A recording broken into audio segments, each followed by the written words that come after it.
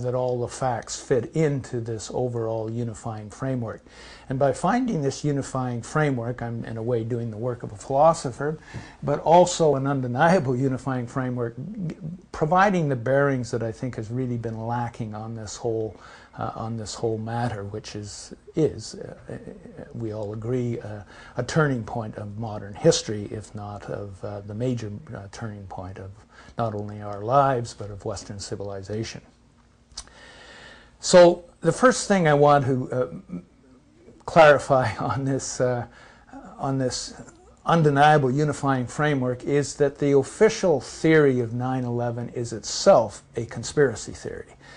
Now, this took me a long while to really figure out or come to conceptualize, because there's just so much dinning into our heads of a pre-habituated framework of understanding that even the firemen who were present at the events, who never talked about a collapse of the buildings before, but talked about explosions and so forth, they too start using the official language. Well, the official language has led us all to think we're the conspiracy theorists, insofar as we don't accept the story, but what we have forgotten is the fundamental fact that precedes that, which is the official conspiracy theory is itself a conspiracy theory, and really the least plausible of the conspiracy theories.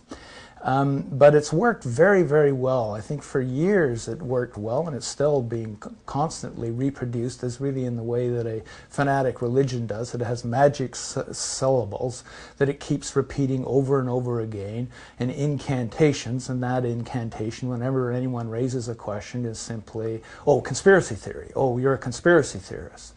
And I think that this has actually succeeded in driving most people off from even engaging with the facts of 9/11, because they don't want to be called a conspiracy theorist, because that's to be a fool and to be mocked.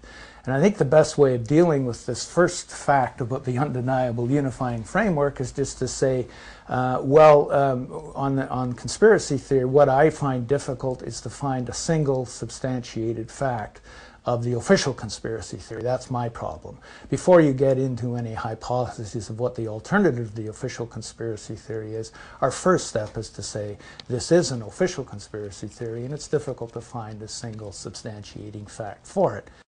As we move on to consider those substantiating facts or lack of them, we might also observe that projection onto critics of our current system, that we have, or not only critics but adversaries to it, that we have a long history of projection. And so one of the ways I long learned, really, when the Reagan administration first came into power, I started observing, you know, the way to tell what they're planning next is what they're accusing other people of doing, whether it was germ warfare, biological warfare, new nuclear systems, terrorism, and so forth. And in fact, they were tipping their hand every time they blamed somebody else, the enemy of the day, for something, that they were actually revealing what they were, in fact, up to themselves. This is a pattern of I should say, of their strategy and their thinking that has gone on now for over a quarter of a century. And the communist conspiracy to rule the world, for example. Well, it's interesting to look about that communist conspiracy to rule the world, which we heard ad nauseum as younger people, has in fact really been a conspiracy to rule the world indeed, but whose conspiracy has it been? Who is now ruling the world, and how have they come to do so?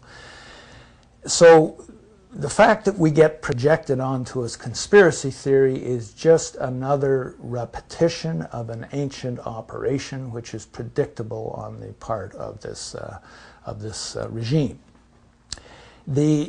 Once we get by that the official theory of 9/11 is itself a conspiracy theory, that it follows a standard operation of projection onto critics and others of what it's doing itself, we now consider the official conspiracy itself. And what I find remarkable when you think about it is, rather than thinking that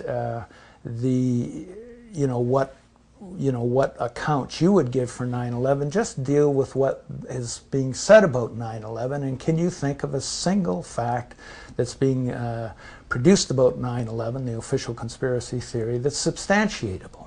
So the nature of the attack is, in the official conspiracy theory, is not only unsubstantiated but clearly false. The fact that these planes flew around altogether 75 minutes without any intervention, which is standardly under 5 minutes, I mean, this indicates that not only is not a surprise attack, but there seems to have been a deliberate set down of defenses to allow it to happen at the very least. And then we look to the next thing, not only the nature of the attack, that it's not a surprise attack and there's no substantiation for it, but rather the opposite, but also the nature of the criminal agents who are involved in this atrocity.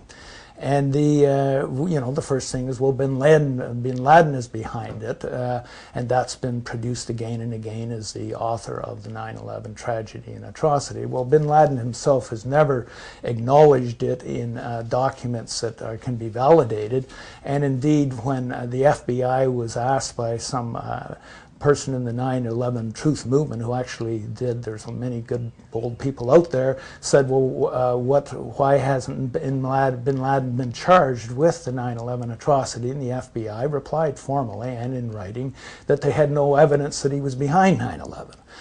So then we go to, well, there was the 19 Arab hijackers. Well, are they really, I mean, do we have substantiated evidence for them being behind the collapse of those buildings and the murder of over 2,700 people? Well, we don't really, especially when they only had box cutters, and especially when the BBC television has documented that 6 or 7 of them are still alive and well elsewhere. So we don't have any, on this official conspiracy theory, we don't really have any evidence substantiating the criminals behind the attack, according to the official theory. Well, maybe the one that has struck me most from the beginning is the primary legal and forensic question that is posed of any major crime, especially a murderous crime, is who benefits, or as in the legal terminology, Latin terminology, cui bono. In whose interest is it to have this crime occur?